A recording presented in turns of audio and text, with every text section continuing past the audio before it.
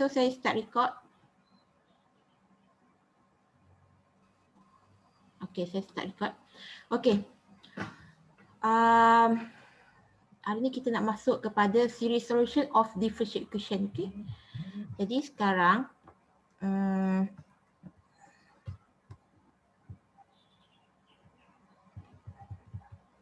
sebelum ni kita belajar, we have learned to solve first order differential equation by using separable, homogeneous, linear and exact. And the second order pula by using determining coefficient and variation of parameters. Tapi perasan tak you all, the equation for the coefficient hanyalah constant. That means dy dx sini a. Kan?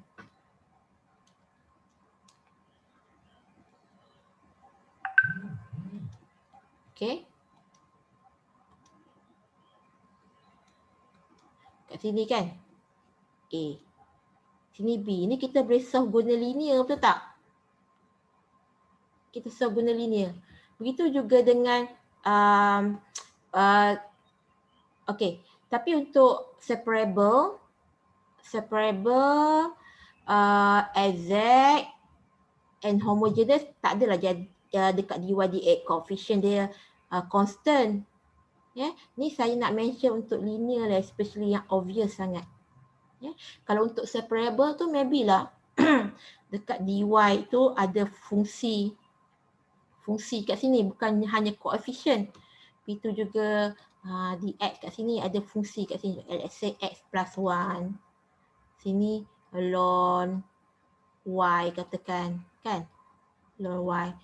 So untuk separable ke, homogeneous ke, exact ke, tak ada masalah. Tapi obviously berlaku pada linear. Pada linear, linear tu apa? Maksudnya y dia kuasa 1 kan? Y dia kuasa 1. Jadi tengok pada coefficient sini. Perasan tak you all, sebelum ni you all buat soalan tutorial ke ataupun nota yang saya bagi, coefficient untuk dy dx adalah constant sahaja. Kita tak jumpa lagi kalau katakan saya bubuh sini ln x dy dx tambah sin xy sama dengan 3 katakan, ataupun sama dengan 3 cos x lah. Tak ada lagi macam ni, betul tak? Yang selalu jumpa hanyalah dekat dy dx, dia punya koefisiennya adalah constant. Begitu juga dengan sin x, koefisien dia hanyalah constant. Selalunya macam tu. Okay, mostly begitu. Begitu juga dengan second order. Second order ni lagilah obviously. Sebab apa? Kalau kita buat ada determining coefficient hari tu ataupun variation of parameters, tengok dekat dia punya coefficient pada dy dx second order ni, dan coefficient pada dy dx ni, dan juga coefficient pada y ni hanyalah constant. Bagaimana kalau katakan coefficient bagi dy dx ni fungsi? Begitu juga dengan coefficient for dy dx pun fungsi. Coefficient bagi y pun adalah fungsi. Ax, bx, cx. Kita tak buat langsung lagi kan? Sebelum ni you all buat ada determining coefficient. Kita buat macam contohnya y square no, y double prime tambah 2y prime 3 lah tambah 2 sama kosong. So nanti awak jadikan auxiliary equation kan, m square tambah 3m plus 2 equal to 0, and then you get sini m 1, 2. So akan dapat m plus 1, m plus 2. Okay, so daripada situ nak dapatkan ada determining coefficient pun awak perlu lakukan auxiliary equation dahulu, iaitu dengan menggunakan factorization. Nak dapatkan variation of parameters pun awak masih perlukan buat auxiliary equation dahulu, iaitu menjadikan dahulu second order tu menjadi homogen. Awak akan dapat M. Dan awak akan dapat nilai YC, awak akan dapat Y1 and Y2. So apa pun dia berasal daripada second order yang koefisien dia adalah constant. Nampak ni constant. Sini pun constant. Begini. Kita tak jumpa lagi macam ni untuk selesaikan determining coefficient dengan very short parameter. Kenapa? Sebabnya kalau keadaan begini, kita tak boleh nak dapatkan auxiliary equation. Macam mana kita nak dapatkan auxiliary equation daripada X ni? Let's say coefficient bagi Y double prime adalah X plus 1. Coefficient bagi Y prime adalah ln X, katakan. How can you get the auxiliary equation from that? Tak boleh kan? That's why one of the method is the power series method. Okay.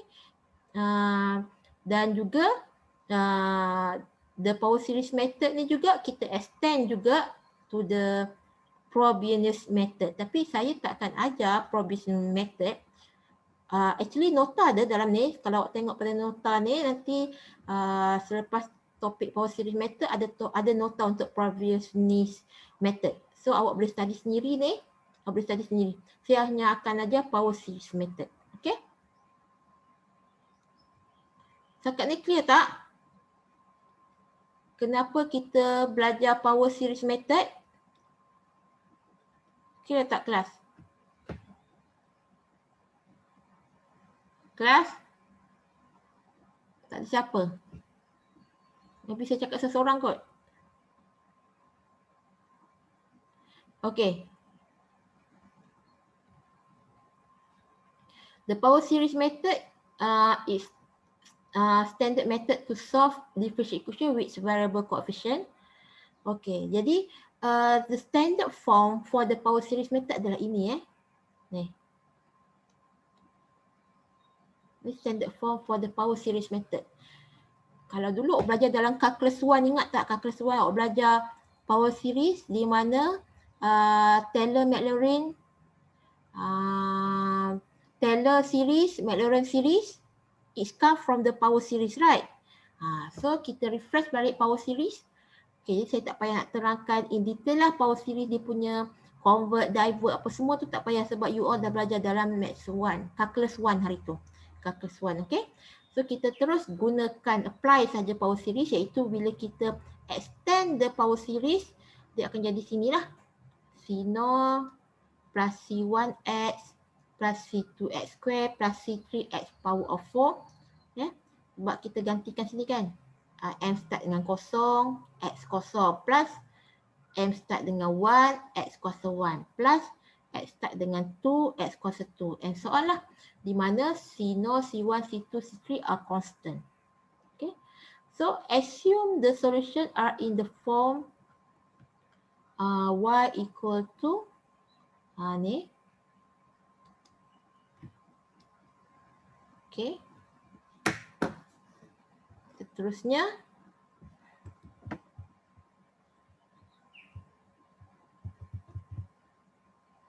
Okay.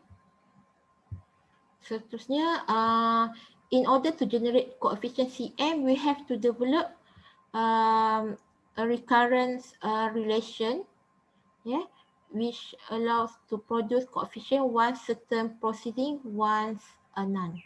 Okay, so step of solving the differential equation by power series method. Okay, first of all, assume that the solution of differential equation dalam bentuk power series macam ni. Then obtain y prime and y double prime daripada differential equation power series ni. Dapatkan y prime and y double prime. Maksudnya macam mana? Awak kena kembangkan dahulu do the expansion. Di mana the expansion is y. Yeah?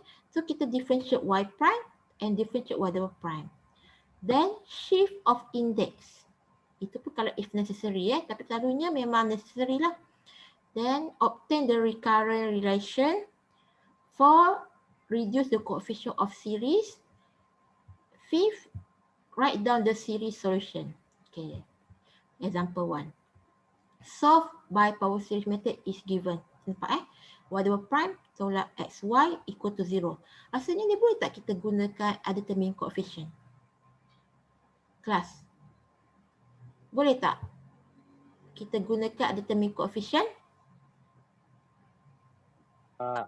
Tak boleh kan? Sebab apa tak boleh? Sebab nak dapatkan determining coefficient kita perlu dapatkan auxiliary equation dulu, betul tak? Untuk dapatkan YC. Masalahnya nak dapatkan auxiliary equation dia perlukan coefficient bagi Y ni adalah constant, betul tak? Kan? Masalah di sini ada dapat constant tak untuk Y ni coefficient dia? Tak. Ni bukan constant tapi ini adalah variable ataupun fungsi. So memang tak boleh gunakan determining coefficient. Memang tak boleh gunakan determining coefficient lah. Tak boleh gunakan coefficient sebabkan X ni bukan constant. So cara lain adalah kita perlu gunakan power series lah. Iaitu first step is obtain Y prime and Y double prime. So nak dapatkan Y prime and double prime, you need to do the expansion of the power series ni. Ataupun kalau tak buat pun, dia akan jadi macam ni. So Cm Xn nanti dia akan dapat M Cm Xm minus 1. But the first term which M equal to 0 is 0. So we have Y prime akan jadi macam ni. Macam mana tu?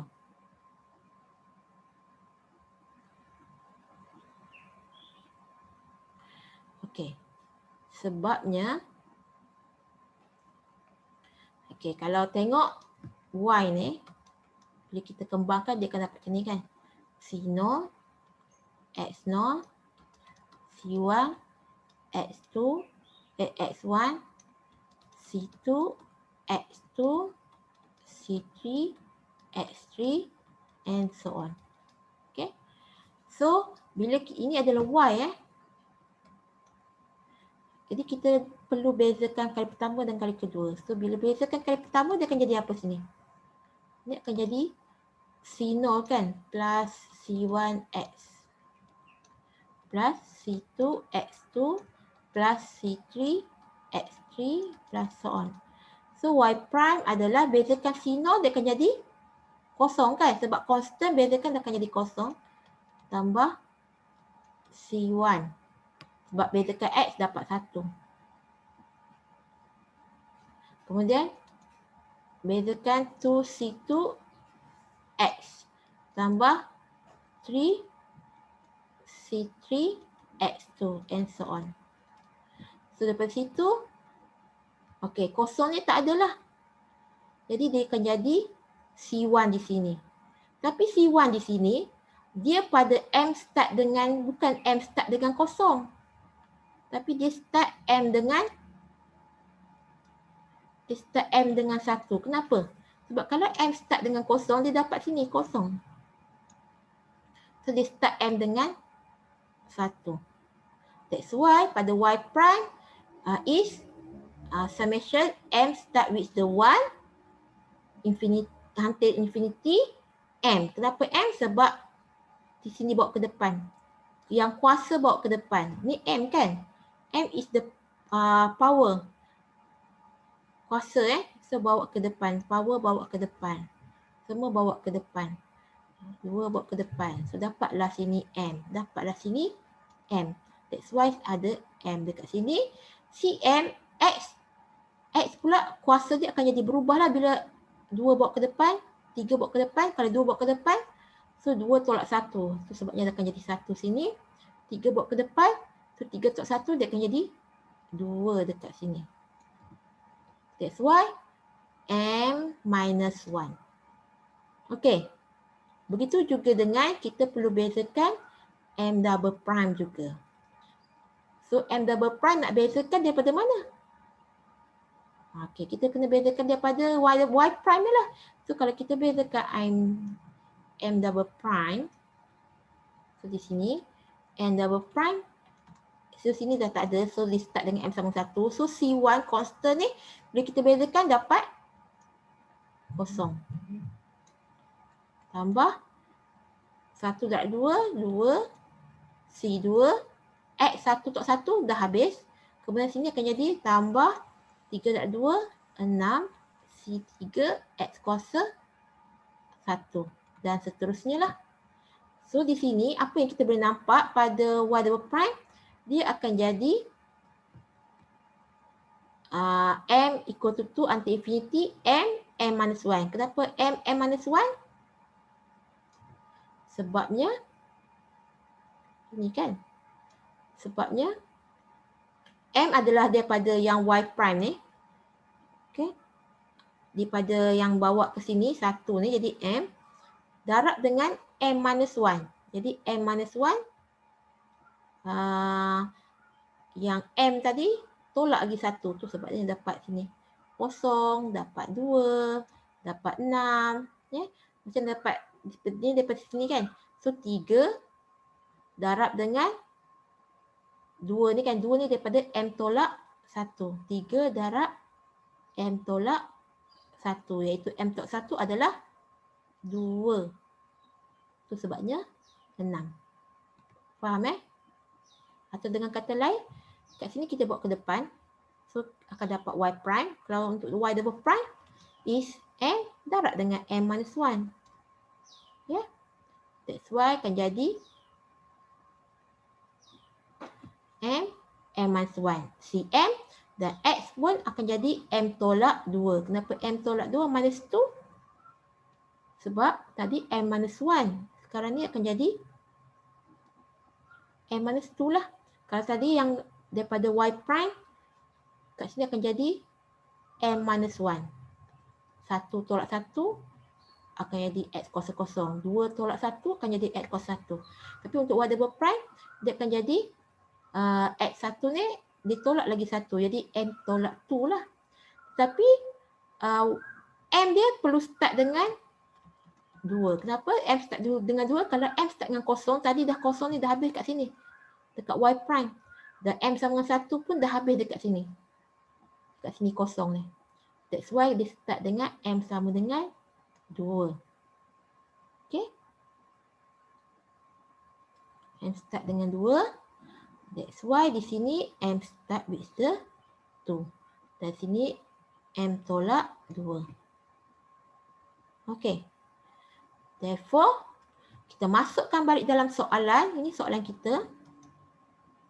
This is the original question. Y double prime minus XY equal to 0. So, masukkan the series summation M equal to 2 until infinity. Sebab ini adalah M minus 1 CM X M minus 2. Ini adalah Y double prime ni Y double prime CM X M minus 2 Kemudian tolak X. Tolak X sebab dia soalannya X. Darab dengan Y. Y adalah summation M equal to 0 until infinity CM X power of M. Then the second step is shift of index. Shift of index adalah kita nak samakan dia punya M ni. Sebab apa sini M equal to 2. Ini M equal to 0. Kenapa kita nak samakan? Sebab kita nak combine sekali jadi satu series. Kalau di sini kita tengok ada 2 series kan. Series yang pertama dia start dengan M sama dengan 2. Series yang kedua dia start dengan M sama 0. Kenapa dia start dengan 2, sini start dengan 0? Sebab kan ini adalah Y double prime. Y double prime kita start dengan M sama dengan 2. Sebab yang 0 dengan M sama 0 dengan M sama dengan 1 dia dah jadi 0 kan. Sebutan yang 0 dan sebutan pertama dia jadi 0 kan. Koefisien dia. Begitu juga dengan M sama dengan 0 sebab Y saja. So kita ada 2 siri yang start dengan berlainan. Starting dia berlainan. So kita perlu shift of the index supaya kita boleh jadikan dia sama permulaan dia. Which is M dia sama. Supaya kita boleh combine menjadi satu siri sahaja. Okay. Supaya menjadi satu siri. Kat sini ada 2 siri yang berlainan. So nak jadikan satu siri sahaja. So macam mana kita tengok di sini. Di sini M equal to 2. So kalau kita start with 0. Ni pula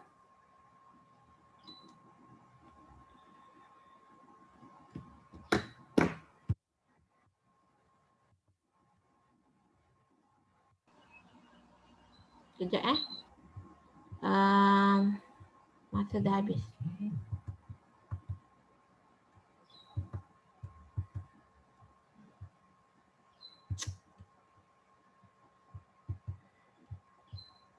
Okay, less than 1 minute. Actually less than 1 minute. So since saya ada masa lagi tak sampai 1 minute, so boleh tak kita stop kat sini dan saya akan buka satu baru, Zoom yang baru. Okay.